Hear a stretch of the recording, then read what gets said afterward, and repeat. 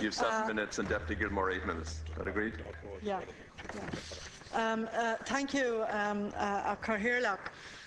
In some ways, I suppose, the debate here tonight is kind of back to the future, rediscovering, if you like, economic capacities in Ireland that were fundamental to our development, and that now we've had the mess that Fianna Fáil has delivered to us that are going to be fundamental to our recovery. Just like in the 1980s and other times when Ireland has faced serious economic challenges, we are going back to tried and trusted economic activities where our competitive advantage is actually quite significant. Ireland has, I think, in tourism, 3 great strengths of almost unparalleled proportions.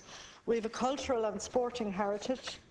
We have beautiful landscapes, and we have a natural countryside that is extremely attractive to people from a huge number of different countries. We have an expatriate community living in Ireland who have reasons to get their relatives to visit them in Ireland, and of course we have a huge number of Irish people right around the world, or people with Irish associations who would like to have an opportunity to visit Ireland. These key strengths leave us well positioned to use tourism as a key driver of recovery and job creation. But the government needs to get beyond the warm, fluffy rhetoric and get down to brass tacks. I think the government needs to take positive steps to remove the different roadblocks and difficulties that are holding back the tourism sector.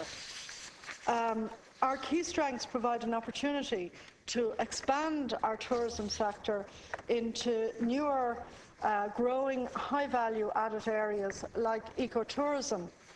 And I have to say, I actually think that while we have done really well in sporting facilities like the golfing area, and indeed in sporting facilities drawing people into things like rugby matches, I'm not sure that we have yet tapped into the potential for a lot of younger tourists and for areas like cycling and walking. And I do think that there is quite a negative image associated with Ireland in some areas because of the difficulties in negotiating access rights, particularly over fairly remote parts of the country. Whereas if you walk or cycle in European countries like France and Germany, in general there's a bit left on the side of a field, no more than 3 to 6 feet wide, and people can use the paths and they don't have a difficulty with local farmers and local landowners. Now, I know there have been negotiations, but I think the message internationally about Ireland in that respect can be quite negative. And yet when people, you know, it's just simply too dangerous to walk and cycle on Irish main roads. It's just not on. And certainly for a family who come with children, it's not something they could even think about. And we just need to look at what's popular in other countries, what's successful, what draws people back, and see that we have natural advantages for people to enjoy that in Ireland. I think, need to think about removing the tourist tax on air passengers. Ireland is an island nation and most visitors come by plane. Imposing a tourist tax on every visitor when they fly in and fly out really does nothing to improve our value for money reputation. And also, given that most people now book online, the tax comes up very much in your face when you actually go to book and work out the cost of your travel arrangements. Most Western economies where the majority of our visitors come from are weak at the moment, with incomes under pressure. More than ever, we need to take every available opportunity to restore our reputation as a value destination. Back in the 1980s, we did have a reputation for good value and a great holiday travel experience. combined with our natural attributes that made Ireland a top destination. And I think in that context as well, I think we have a lot of really fine hotels and guest houses and, country homes and all the rest of it. And I've had an opportunity, I have to say, because of my own career, to be involved in tourism and experience a lot of them.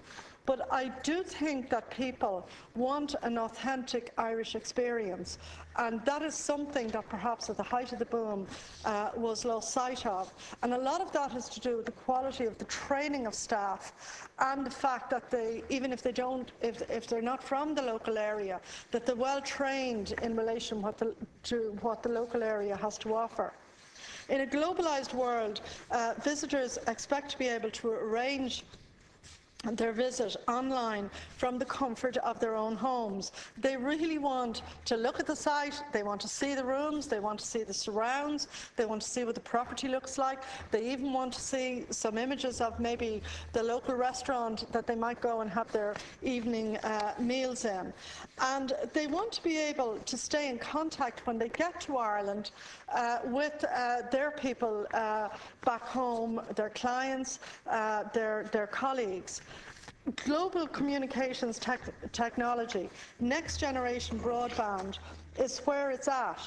And Ireland, to be honest, isn't really yet at the races. Despite a succession of government reports and promises, we remain near the bottom of the class when it comes to broadband. This really undermines Ireland's attractiveness as a destination, and not only for tourists, but for much needed investment. And I think that this is one area that the Minister really has to look at. The Labour Party has put forward a number of proposals in relation to small businesses, which are the backbone of the tourism industry. We put forward proposals, for instance, for a PRSI holiday for employers who take on new people. And we also put forward proposals to incentivise employment. I see belatedly at the weekend that the Taoiseach was picking up some of the Labour Party's policy positions, and I have to say I welcome it, even if it's not as comprehensive as we would have wished.